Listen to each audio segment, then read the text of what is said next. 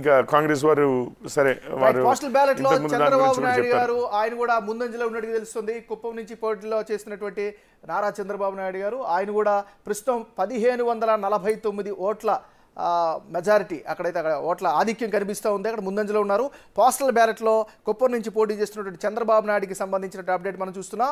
ప్రస్తుతం 1549 ఓట్ల ఆధిక్యంలో చంద్రబాబు నాయుడు గారికి సంబంధించినటువంటి నియోజకవర్గం కుప్పంలో అప్డేట్ మనకు తెలుస్తోంది. సో ఆంధ్ర వ్యాప్తంగా పోస్టల్ బ్యాలెట్ ఓట్లకు సంబంధించి కౌంటింగ్కి సంబంధించినటువంటి అప్డేట్స్ వస్తూ ఉన్నాయి. 175 నియోజకవర్గాలకు సంబంధించినటువంటి అప్డేట్స్ కూడా కొనసాగుతున్నాయి. ముఖ్యంగా ఇప్పుడు బ్రేకింగ్ న్యూస్ చూసుకున్నట్లయితే కుప్పం నుంచి పోటీ చేస్తున్నటువంటి తెలుగుదేశం పార్టీ అధినాయకుడు అదేవిధంగా మాజీ ముఖ్యమంత్రి చంద్రబాబు నాయుడుకి సంబంధించి పోస్టల్ బ్యాలెట్లలో ఆయన 1549 ఓట్ల ఆధిక్యంలో ఉన్నట్టుగా మనకి అప్డేట్ అంతూ ఉంది. సో ఇది దీనికి సంబంధించింది.